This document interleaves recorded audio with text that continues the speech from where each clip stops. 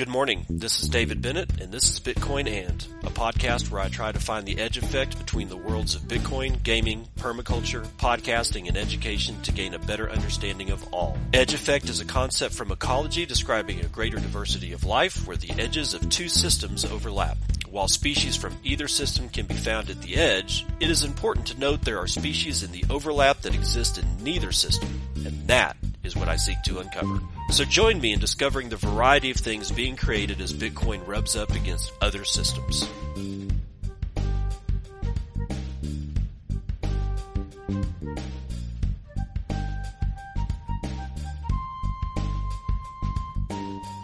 It is 8:58 a.m. Pacific Daylight Time. It's the 22nd day of October 2024. This is episode 978 of Bitcoin, and we've got a little bit more about that ECB paper. Something that I told you was going to happen yesterday actually did happen. I hate being right, but I was right, and it just seems to go on. I think this is yet another. I think what we're seeing is another fully fledged media-based attack on Bitcoin and the perception of Bitcoin by the masses in the world, not just this country in the United States, but the world, especially the Western world, which we are just apparently easily manipulated in thought and deed. And then there's some, we got some BlackRock news. Mark Cuban is going to be here today, as is the Ripple co-founder, Chris Larson. We've got to talk about that because it's just, I get it, guys. They're shitcoiners, but hey, they are doing stuff and reaching for things, and every time they do, it's always dangerous. So it's better to know what your enemy is doing than be completely oblivious to what the hell's going on. But first, let's have a different analysis of the European Central Bank propaganda piece that I talked about yesterday, their white paper that suggests that if you are a Bitcoin holder, then you are what's wrong with apparently the universe, I guess. But from Bitcoin Magazine, Frank Corva has his own analysis of what the ECB gets wrong about Bitcoin. That's the title of the article, and he says, last week, Ulrich Bindseil, I guess that's how you pronounce it, and Jürgen Schaaf of the European Central Bank published a paper entitled, quote, "The Distributional Consequences of Bitcoin," in which they made a host of dubious claims about Bitcoin. The notion that those who are late to investing in Bitcoin are impoverished by those who were early to investing in it, and that Bitcoin has failed as a payments technology are the author's central arguments. Bitcoin analyst Tur Demeester sounded the alarm about the report on Twitter, and we went through that yesterday. As a former academic, I was appalled at how lazy the arguments in the paper were. Hence, I have taken the time to push back upon some of them. 1. The main premise of the paper is that if Bitcoin's price continues to rise, early Bitcoin investors, or the early birds, as the author calls them, will gain wealth at the expense of the latecomers. While this is true if the early birds hold all of their coins to no end, the dynamics is no different with any other publicly traded asset. The bigger point that the researchers miss, though, is that some of us are both early birds as well as latecomers. See, I first bought Bitcoin in January of 2018, and I also bought some last week. Did I impoverish myself in this scenario? No, I didn't. Nor has anyone who has dollar cost averaged into Bitcoin over any period of time. Also, I bought some gold earlier this year. After doing so, I didn't shake my fist at the sky yelling, "Damn all of you who have front-run me to gold over the last 5,000 years." I simply made the purchase in efforts to preserve my wealth in a highly inflationary environment, one that the ECB itself is partially responsible for causing, and then went about my day. Point number 2. One of the other primary arguments in the paper is that Bitcoin has failed as a payments technology. In making this claim, the authors fail to even mention the Lightning Network, a layer built on top of Bitcoin that enables fast, cheap Bitcoin payments. In recent years, the Lightning Network has grown exponentially. From August 2021 to August 2023, the network grew by 1,212%, which occurred mostly during a Bitcoin bear market. Major players from the world of traditional payments are building on Lightning as well. A prominent example of this is David Marcus, former president of PayPal, who is the current CEO of Lightspark, which is building enterprise-ready payment structures via the Lightning Network. Beyond Lightning, Bitcoin is still quite young and will likely need to be more fully monetized or less volatile in fiat money terms before people begin using it more frequently as a money. 3. Throughout the piece, the authors bring up how Bitcoin and other cryptocurrencies are the preferred currencies of criminals and bad actors worldwide. While there's little evidence that proves this to be the case, as methodology of Chainalysis, the blockchain analysis firm often employed to look into crypto and criminal activity, is questionable at best. Terrorist organizations like Hamas have stopped relying on crypto donations because of their traceability. With that said, TD Bank was just fined $3 billion for enabling money laundering, while Wells Fargo is currently in the crosshairs of regulators for doing the exact same thing. And data shows that criminals prefer cash above all else when committing crimes. Lastly, I made 2 purchases last week with Bitcoin, and I can assure you that neither were illegal. And I'm not the only one who recently made perfectly legal purchases with Bitcoin. And he's got a tweet screen capture from Senator Cynthia Lummis, who says $900 million in non-crypto fiat currency money laundering versus $900,000 in crypto money laundering. Crypto is clearly not the problem. Criminals and bad actors are. It would be a historic mistake to crush an entire emerging industry based on incorrect data. And she's responding to a Sam Lyman post, but we won't get into it. 4, the authors also make the claim that Bitcoin is a threat to democracy because, crypto PACs now donate to politicians. Yeah, we got more on that here in a little bit. The pre-purposes, or this is an editing issue. That's why I'm having problems with this sentence. The sentence says the presupposes, where it should says this presupposes that every other lobbying group out there isn't a threat to democracy, which is laughable. What the authors also missed is that Bitcoin is often a money of last resort for pro-democracy activists who've been debanked by authoritarian regimes. And one of the first moves in the modern dictator's playbook is to cut dissidents off from the traditional financial system. In these cases, pro-democracy activists have to rely on Bitcoin and other cryptocurrencies. Alexei Navalny, Vladimir Putin's former opposition, popularized using cryptocurrencies for donations when the Putin regime limited its access to traditional financial rails. And finally, the authors suggest that central banks can just tighten monetary policy to counteract the bubble forming in Bitcoin's price. The last 2 years have proven this isn't true, as rates are just about the highest they've been in over a decade and a half, yet Bitcoin's price is still on the verge of approaching an all-time high in U.S. dollar terms. Plus, tightening from the U.S. Federal Reserve, the central bank of the U.S., led to the collapse. Led to the collapse. Oh, good Lord, I've lost my place. Good, I'm so sorry.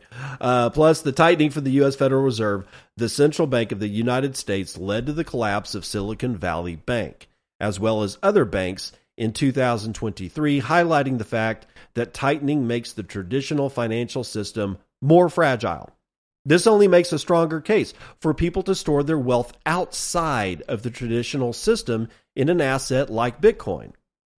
Beyond these points, the tone of this paper from the ECB is paternalistic in that it suggests that all retail investors are just incapable of learning more about how markets work and why Bitcoin is important.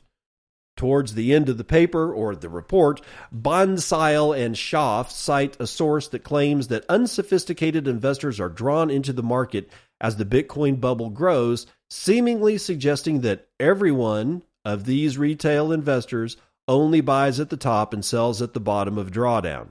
I was once one of those unsophisticated retail investors, and while I first bought Bitcoin near its 2017 top, I also bought it on dozens of other occasions, including when its price dipped to local lows, like in 2018 and 2020. I did so because in studying Bitcoin and learning what problems it solves, I came to a place to have more faith in it than I did in traditional monetary and other financial systems. There are many others like me, and I'd imagine that they too take offense at the ECB's diminishing of their intellectual capabilities and writing deeply biased reports that misrepresent what Bitcoin is and the reasons why people invest in and adopt it. All right, so that's the end of the article by Frank Corva. I think he makes some good points, adding on to what Tour de Meester has already said, and I told you about that in yesterday's episode entitled It's Raining FUD. Well, it's still raining FUD. We have another one. Now, remember what I was telling you yesterday, that this paper from the ECB is going to be followed up by other papers from other central banks.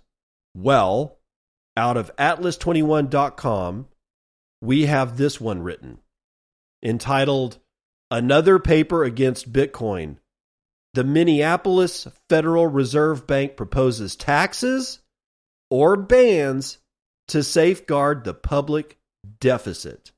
Now, that was also mentioned in the ECB paper, to tax Bitcoin either out of existence or so heavily that they have full control over the price of Bitcoin, or to ban Bitcoin outright. Good luck with the second one. Sure, you can tax it. How are you going to prove that I own it? Now, some of you will say, well, of course, they can prove that you own it when you sell it for cash through traditional financial channels. Yes, that is true. But what if I buy stuff directly for Bitcoin? What they'll do is they will force not a black market, they will force a circular Bitcoin economy upon the face of the planet in a highly accelerated rate if they try to tax the living shit out of it. Banning it, impossible. You'd have to have consensus from 170 countries that are all on the same page. We can't get a room full of, we can't get the G8 on many occasions to agree upon something simple. All right? So good luck, herding cats of 170 countries to all say collectively that they are going to go against their citizenry, because that will cause a different issue. I am loath to say the sentence. But let's get into this one from the Minneapolis Fed. A new paper from the Federal Reserve Bank of Minneapolis, published on October the 17th, argues that governments may consider the option of taxing or banning Bitcoin to maintain the sustainability of significant and permanent budget deficits. The document examines how Bitcoin and other assets with fixed supply can pose challenges and obstacles for public debt management policies. Banning Bitcoin to control debt.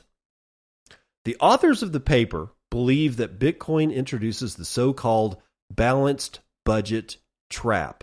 Keep that shit in mind. A state in which the governments are, by God, forced to establish a balanced budget, hindering its ability to spend beyond the resources obtained through simple taxation. In other words, without Bitcoin as a monetary competitor, the authors argue that debt can increase indefinitely.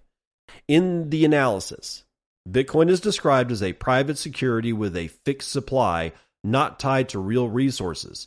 And it is further suggested that taxation or a ban could mitigate the potential problem of limited spending. I'm pausing to let you know they are telling you that they are just going to print money and you have no say about it. And we all know where this ends up. And we have the Minneapolis Fed saying, fuck it, we're just going to do it. And everybody knows this means hyperinflation. This is Weimar Republic 2.0. But they don't care. And they need to get Bitcoin out of the way so they can continue to print their money. They have literally no interest in a balanced budget anymore. It is outside of the Overton window to recommend, suggest, or even hint that maybe you guys should control your spending. Be that as it may, we continue. The option of a legal prohibition could, according to the document, help restore the possibility of maintaining permanent primary deficits. Alternatively, imposing a tax on Bitcoin could achieve the same objective. A primary deficit occurs when a government spends more than it collects in taxes and other revenue, excluding interest payments on its debt. The term permanent for the primary deficit is key, as it means the government plans to continue spending more than it collects indefinitely. Here's the debt situation in the United States of America. Currently, the U.S. finds itself with a total national debt estimated at $35.7 trillion, that's trillion with a T, with an estimated annual primary deficit of $1.8 trillion. According to a recent report by Reuters, one of the main factors contributing to the growing deficit for the fiscal year 2024 has been the 29% increase in interest cost on Treasury debt securities due to higher rates and an overall increase in debt. What's the industry reactions? Well, Matthew Siegel, head of digital asset research at Van Eck, highlighted a similarity between the proposal to ban or tax Bitcoin and the approach taken by the European Central Bank, stating, quote, "The new paper claims governments can run permanent deficits if consumers don't notice and adopt new money like, BTC. Fantasizes about legal prohibition and extra taxes on BTC to ensure government debt remains only risk-free security." End quote. Dan McArdle, co-founder of Messari, referenced an old paper from the Minneapolis Fed entitled "Money is Memory," dated 1996. Although it predates the creation of Bitcoin, this document provides a definition of money that could be applied to Bitcoin's characteristics: an object not tied to production with a fixed supply and functioning as economic memory. Quote, "I prefer the 1996 Minneapolis Fed, which produced the Money is Memory paper, an intellectual exercise that, without knowing it, made the case for Bitcoin 12 years before the Genesis block." End quote. Central banks against Bitcoin. The report from the Minneapolis Fed comes just days after the paper released by two ECB economists, Ulrich Beinseil and Jürgen Schaaf. According to those authors, long-term Bitcoin holders would profit at the expense of new investors and the general population. The document states that Bitcoin does not increase the productive potential of the economy and that it increases in value has merely redistributive effects. As a solution, they propose legislation to prevent Bitcoin's price from rising or to make it disappear entirely. The authors encourage non-holders and their political representatives to actively oppose Bitcoin, arguing that the idea of Bitcoin as an investment is based on a redistribution at their expense. End quote. And that is the end of this particular paper. What was I telling you yesterday? This report is just days after the ECB economist Ulrich and Jürgen wrote that ECB propaganda piece against Bitcoin. It doesn't stop there, by the way. It does, and this is this is really odd. I just want to make sure. Yeah, okay. I read something like here at the very end. Let me just demonstrate here. Let's see. Hold on. A report from the Minneapolis Fed. Well, I cannot find it, so it must have been in the other paper. But some of this language, and I did catch this on another article about this whole ECB and Bitcoin thing, and when you get into some of the, I don't know, the other economists that are not exactly mainstream, the kind of the more the heavy duty academic kind guys, these guys are talking about something called Markov analysis and Markov style economics.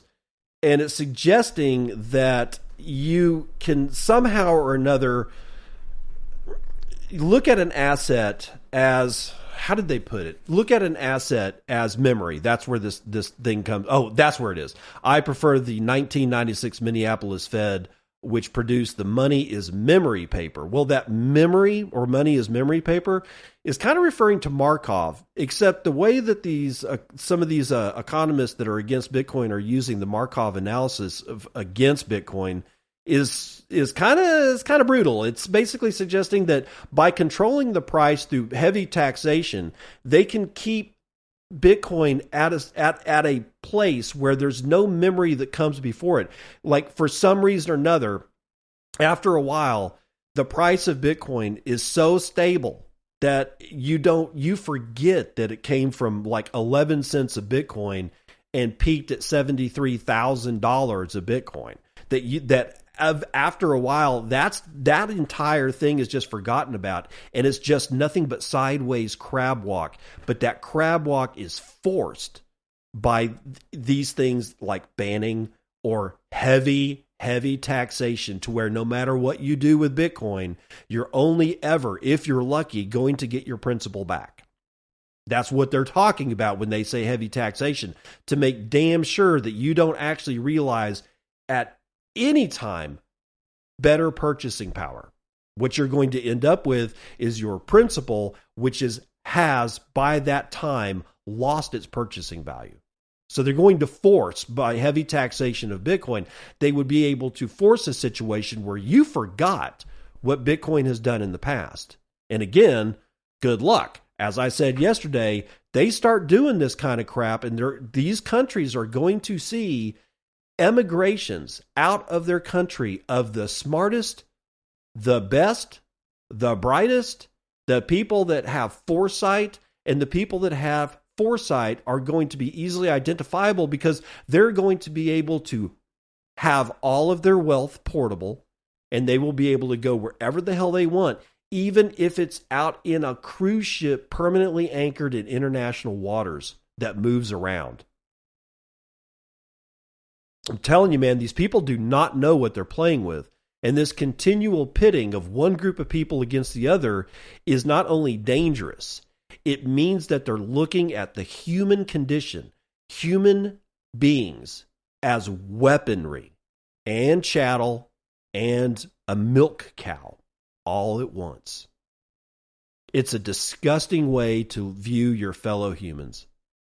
And anybody that actually engages in that kind of behavior is better tarred and feathered and run out on a rail.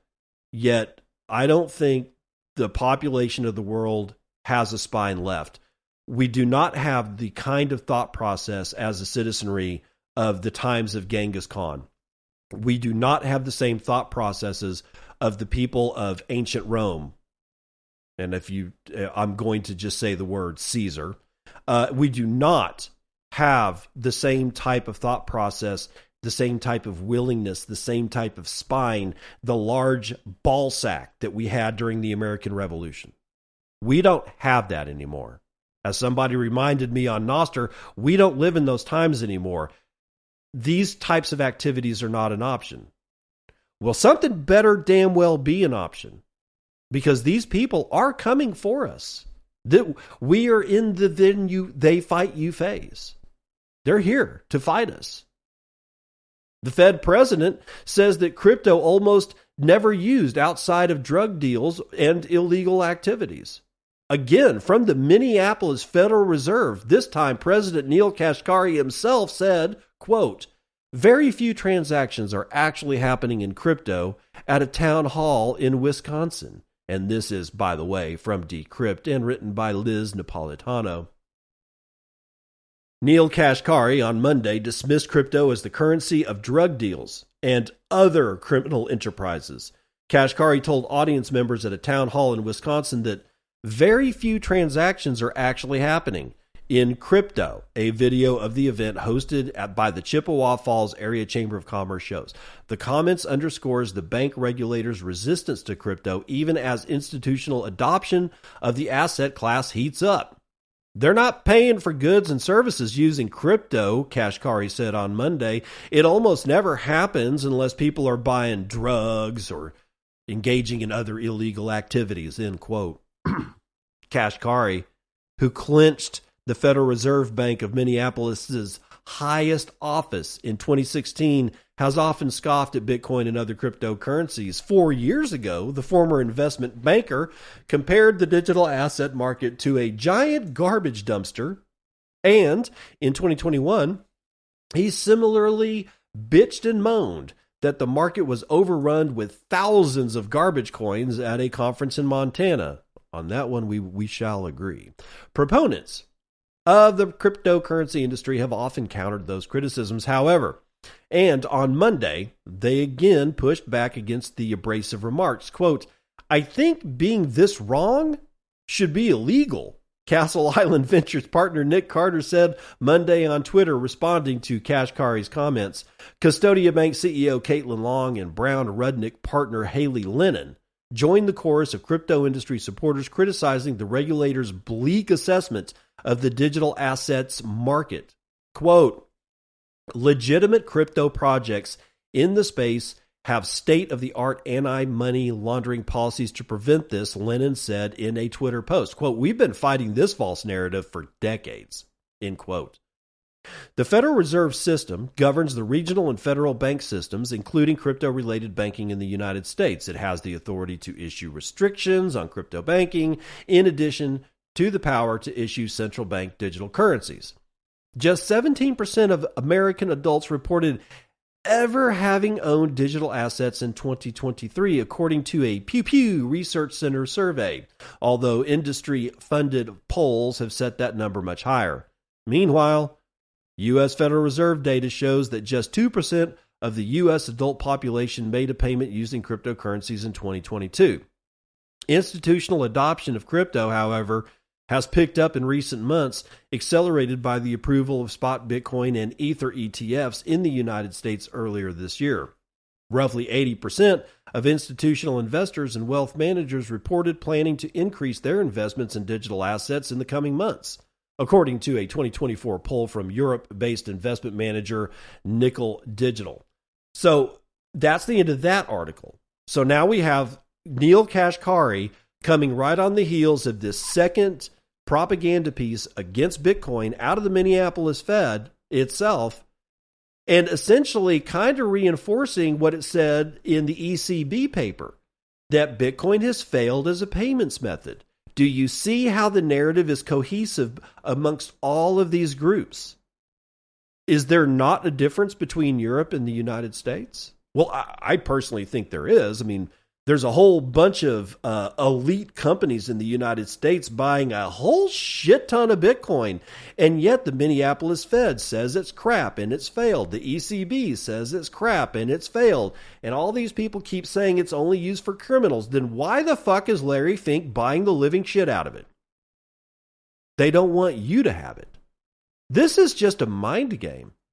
This is just them understanding that they've been able to do this to the population of the world for decades by using mass media, mainstream media, and any other kind of media that they own, and they own most of it.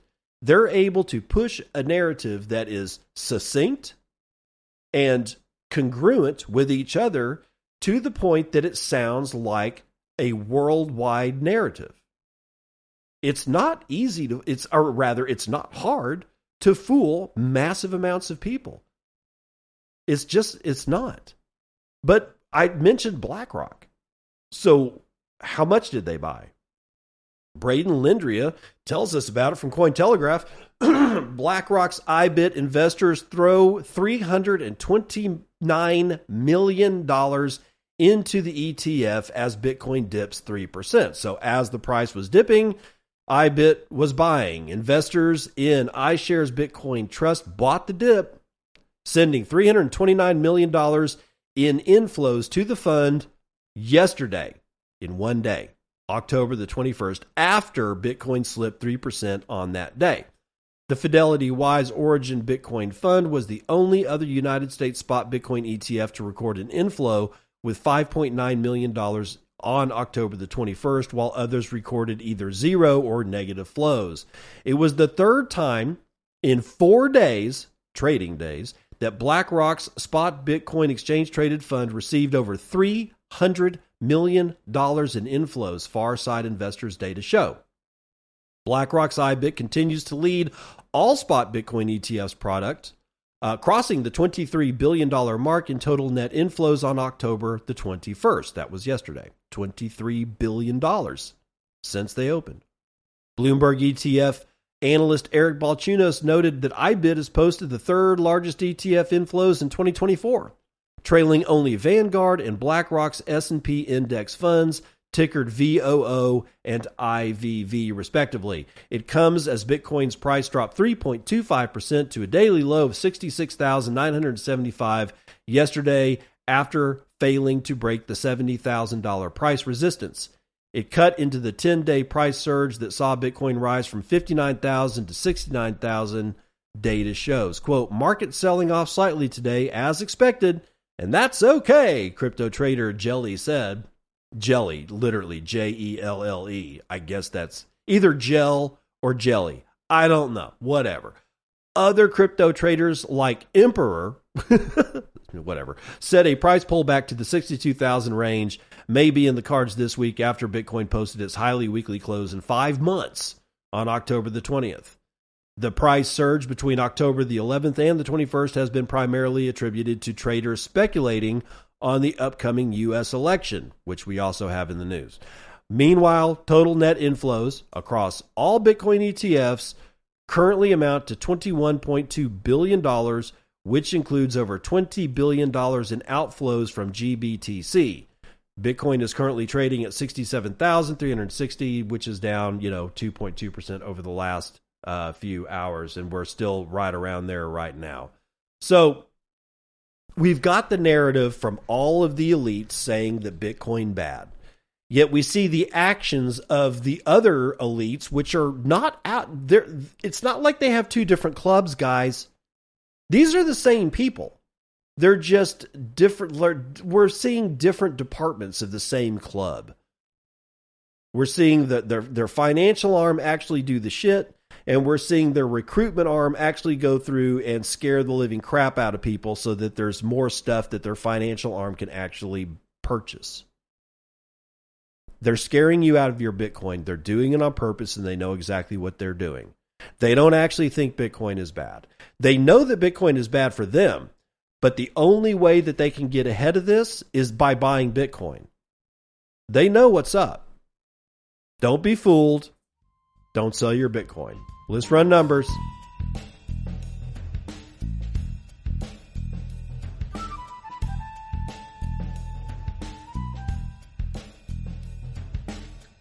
CNBC Futures and Commodities. I got a little bit of IRS news. My entire Trending Now side bracket from CNBC.com is filled with IRS stuff. In fact, there's 3 out of the 5 Trending Now stories is that the IRS has announced new federal income tax brackets for 2025, and they all seem to be higher, which means that you're going to be able to make more money before you get into a higher tax bracket, right? So the IRS has unveiled higher capital gains tax brackets for 2025 as well. And in the third story on Trending Now, the IRS has announced bigger estate and gift tax exemptions for 2025. I think I don't know what they're doing. I mean, it's like half of me thinks that they really want Kamala Harris to lose to Trump, and the other half is making me think that they want her to win. I don't know, man. I'm confused. I don't care. I honestly just make sure. I want to make sure of something here. If hopefully I'll remember to get into that. I was just looking at another story that has to do with the elections, but futures and commodities.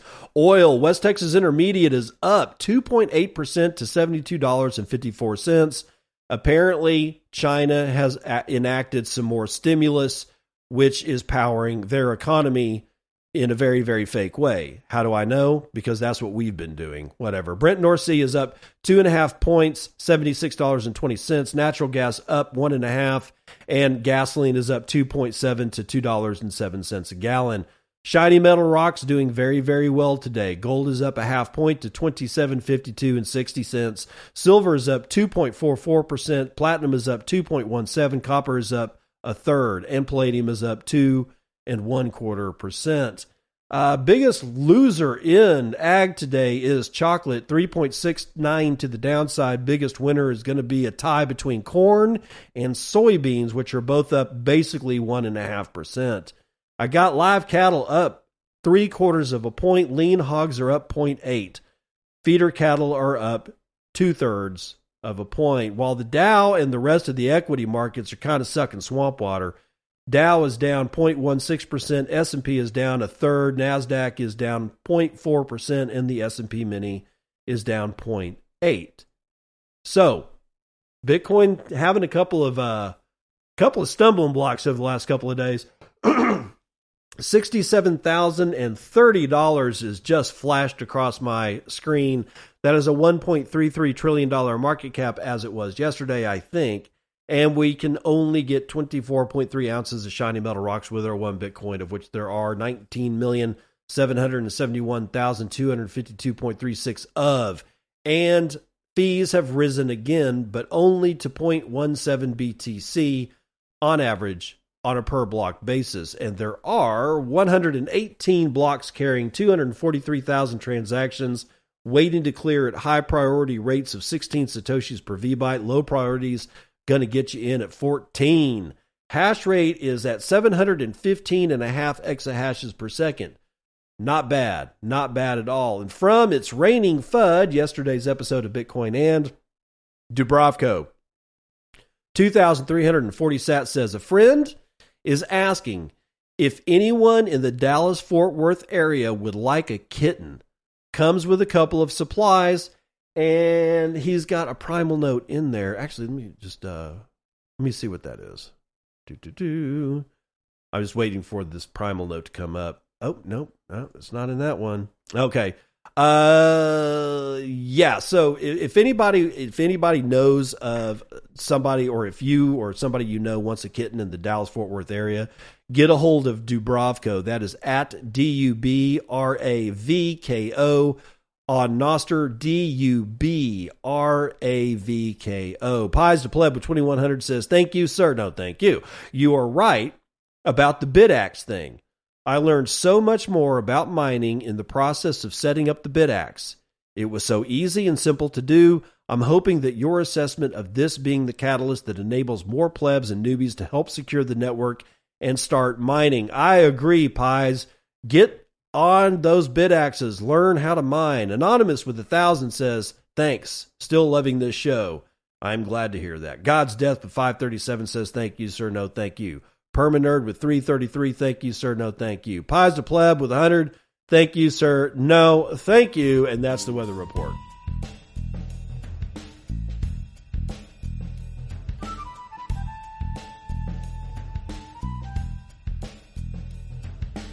Welcome to part 2 of the news you can use.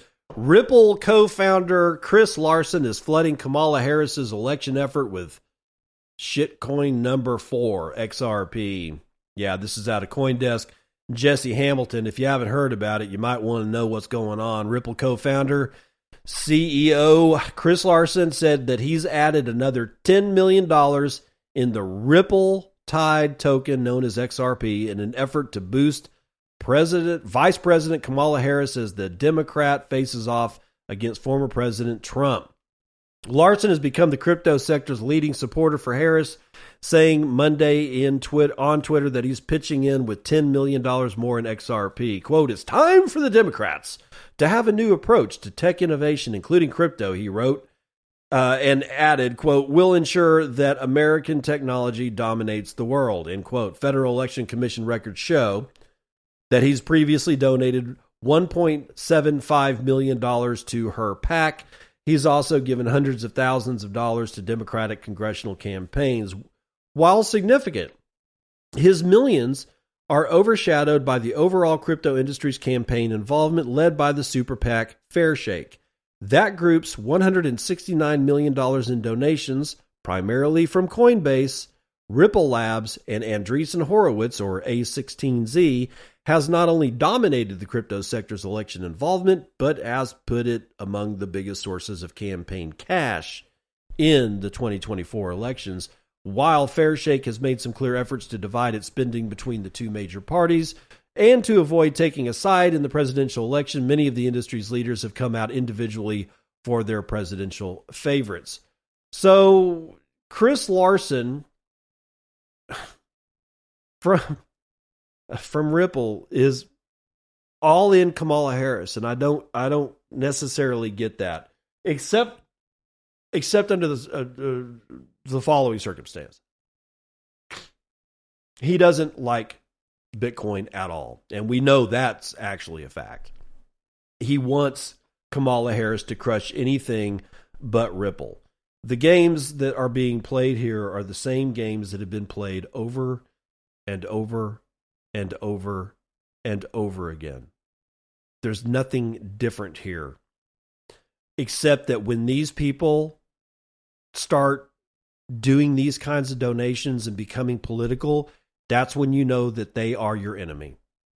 Anybody who has any designs on getting power, cozying up to political parties, being part of the cabinet of whatever president, they are your enemy, and they should be treated as such. You should not believe what they say. You should not provide them any material comforts at all. If they come by your house and ask you for a cup of tea, you need to say fuck off. You need to do the exact opposite of what was it, Job? And it's like what Job did it was either Sodom or Gomorrah, I can't remember what town he was living in, where he invited the angels in, and it was a really big mess, and the only reason that his family was saved is because everybody else treated him like shit. Well, in this particular case, politicians and the people that want to befriend the politicians should be treated like shit. Even if one of us turns into a pillar of salt, they should be treated like shit. They should be talked down to. They should be ridiculed 24/7. They should be given no quarter. They should be given no comfort. They should be given no solace. They should be given nothing. If I could take their air away, I would take their air away. They have been nothing but disaster for millennia. Not centuries, not decades, but for thousands of years. Those who seek power should immediately be put to the sword. If you breathe that you want to be king, your next breath should be your last. If you breathe that you want to be a senator, your next breath should be your last. If you seek power, control, prominence, your last breath should come very soon after you suggest that that's what you want. Maybe we should stop all this. Maybe we should just quit trying to get ahead of one another and lift each other up. And I'm not talking about communism. I'm not talking about that shit. Do you know have any idea how much richer most people on this planet would be if these guys got out of our way? Have any clue, if we didn't have the kinds of regulations, how many people would be happy just having a fucking taco stand? Because that's what they really want to do. But the health department and The certificates and the inspections and the paying of bribes, it's just impossible for people to be happy in a very simple way. Where they value a different kind of wealth than like somebody like Mark Cuban, who, by the way, is dismissing the Polymarket election odds as a result of foreign money. This is out of Decrypt, and Will McCurdy is going to tell us more. Billionaire investor Mark Cuban has dismissed the usefulness of the decentralized prediction market Polymarket when it comes to predicting the 2024 presidential election winner. Quote, from all indications, most of the money coming into Polymarket is foreign money, so I don't think it's an indication of anything, he said in an interview with CNBC's Squawk Box. Polymarket odds gives Donald Trump a 64.1% chance of defeating Vice President Kamala Harris, with the Democratic candidate sitting at a mere 36%. Over $2.2 billion has been staked on the Polygon-based platform at the time of writing, with most of the capital flowing in being wagered, of course, on Trump. Well, just over $600 million has been placed on Trump so far, while more than $400 million has been put behind Harris. Mark Cuban pointed out that Polymarket doesn't allow U.S. citizens to place bets on the election. This follows a 2022 decision by the CFTC, which saw the platform hit with a $1.4 million fine. Despite being critical of Polymarket's usefulness as a predictor of the presidential race, he revealed that he is an indirect investor in the platform through a crypto fund that I'm in, and that's a quote. Unlike a traditional online betting platform like DraftKings, Polymarket users don't bet against the house. Its odds also aren't decided by a panel of expert odds makers. Instead, odds are determined by users buying and selling shares in a particular outcome, and shares are created when opposing sides agree on odds. This distinction has led some third-party commentators to argue that Polymarket's odds can be manipulated by bettors with other motives. An article in the Wall Street Journal speculated that Trump's strong odds on the platform might be a mirage manufactured by a group of 4 Polymarket accounts that have collectively pumped about $30 million of crypto into bets that Trump will win. The 4 users, and they give their names here, but I'm not going to repeat them, all placed bets on a Trump victory in quick succession. However, Polymarket has passed form.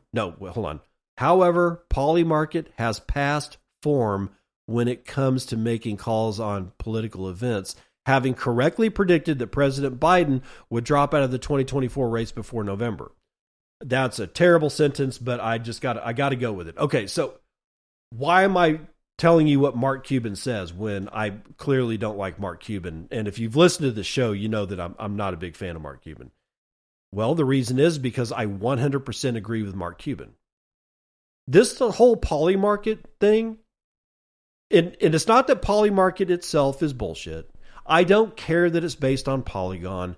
It's based on a shitcoin chain or a shit chain. I don't care. That's not what's going on here. I also don't care that people are betting. I don't think people should bet. I think it's a vice that will get you into trouble, but we're not here for that either. So what the hell am I here for? I'm here because this Polymarket thing is being used I see it all the time. The odds that Trump are going to win this election are 64%. But yet when you look at whether it's on Twitter or over on Nostr, when you look and you realize that that's what the Polymarket odds are, and not actual polls that are just asking Joe and Jane on the street who they're going to vote for, I think it's dubious as well. I don't think that there's a there. That doesn't mean that I don't think that, that Trump is going to, it doesn't matter what I think. I'm not making a prediction as to whether or not Trump loses or wins, or Harris loses or wins, or I don't know, whatever. That's completely outside of my control, and it's outside of your control too. But for those people that keep looking at Polymarket saying Trump is going to win, that's not what Polymarket is telling you. for the exact reasons that Mark Cuban brought up. There are many times that I will tell you that I am not a fan of an individual, yet when I feel they are 100% correct about something, and I agree with them, I'm not going to lie about it. In this particular case, Mark Cuban has his eye on the ball. This Polymarket thing it's not that it needs to go away. You just need to stop being fooled into believing that those are the real odds for this election. They are not the real odds for this election. If you go look at the polls, Trump is leading, I think, by like 52 to 53%. It is not wide of enough margin for me to be comfortable that Trump is actually going to win this particular election. Because as that margin is squelched, or that margin becomes either, if it becomes any smaller or it doesn't expand, that's enough margin of error for cheating on this election to occur and not draw any eyebrows from the mainstream media individuals that are like, wait a minute, this margin is way too big for this election to have gone that way. That if the margin's too big, if Trump has too big of a margin ahead of Harris, there's no way that they can actually cheat and get away with it.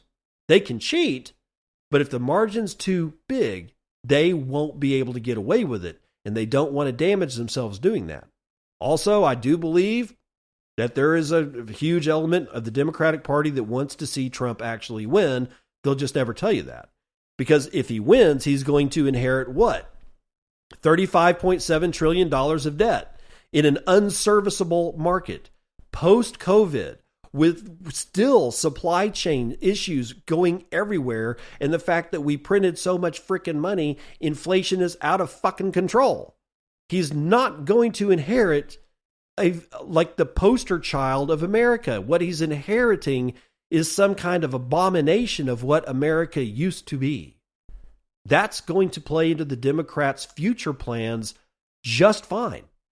Because if they can get this economy to get even more screwed up while he's president of the United States, even though he won't be able to run again because he will be ineligible, he will have taken his 2 terms, the Republican Party itself will be damaged beyond all repair.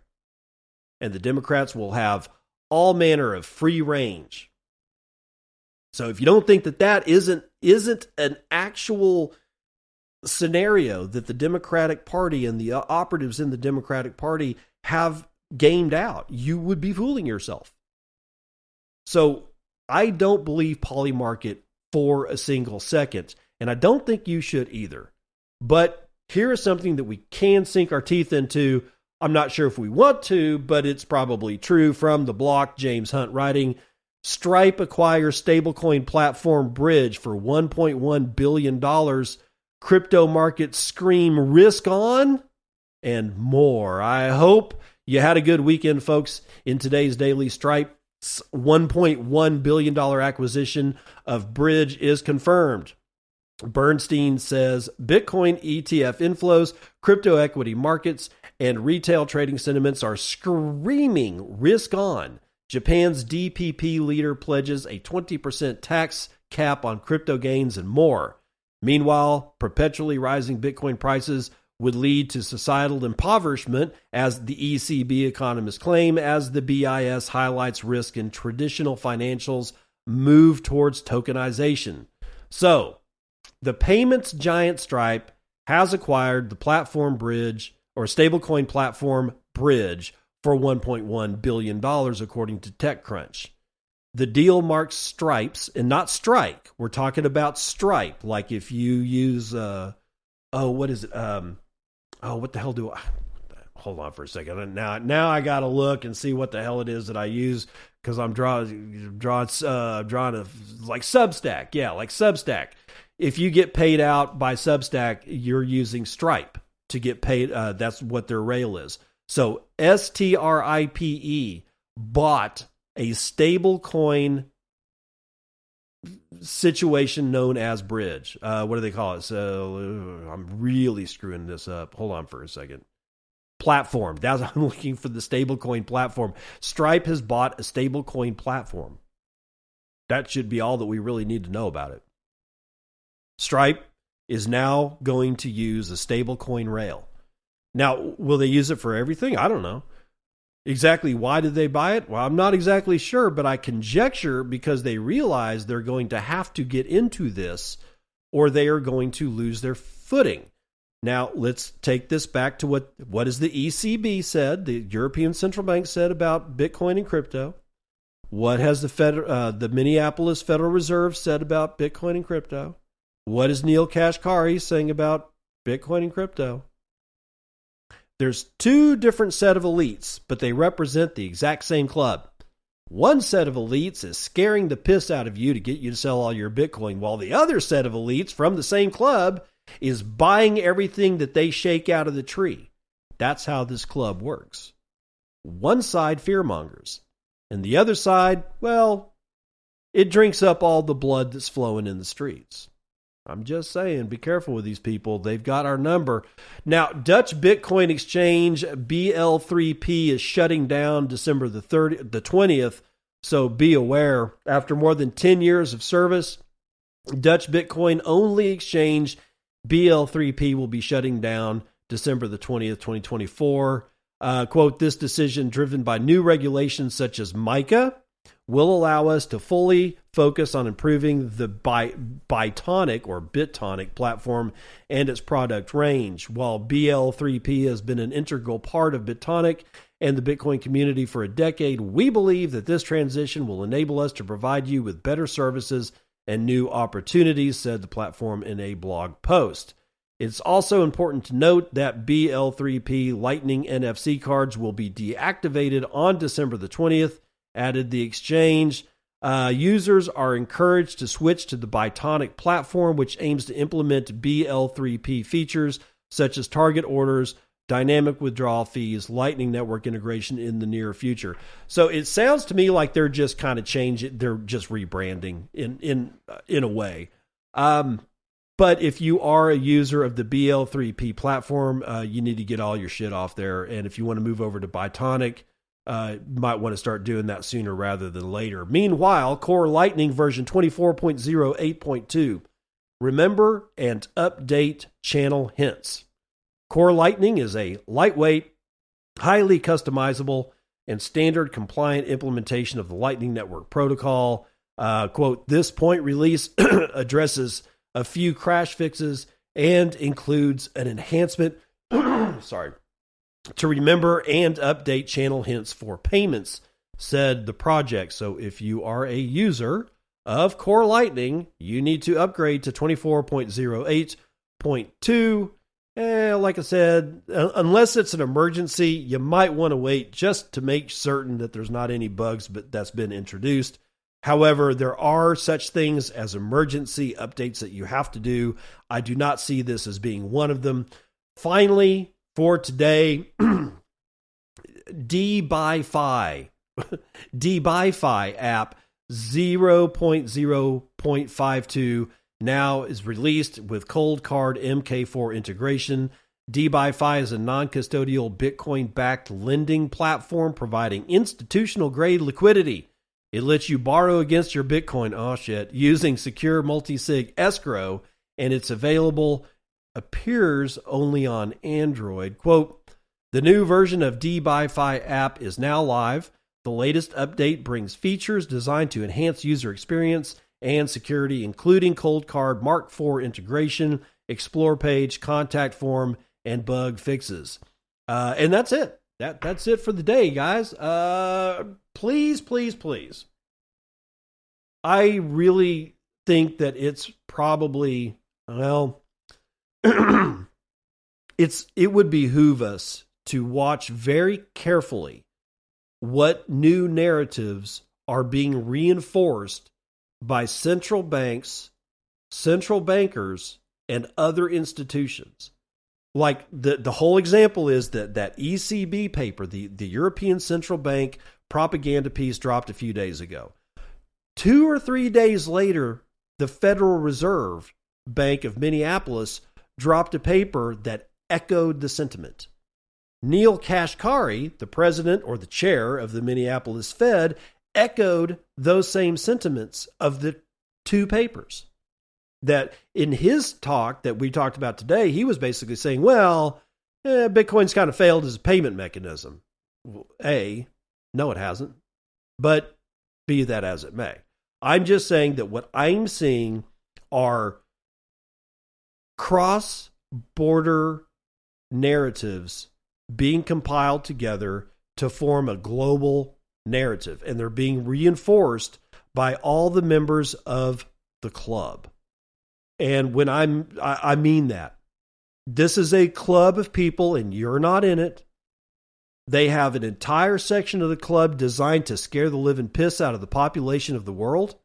And the other arm of the same club is there to pick up the gold that has been shook free out of the tree.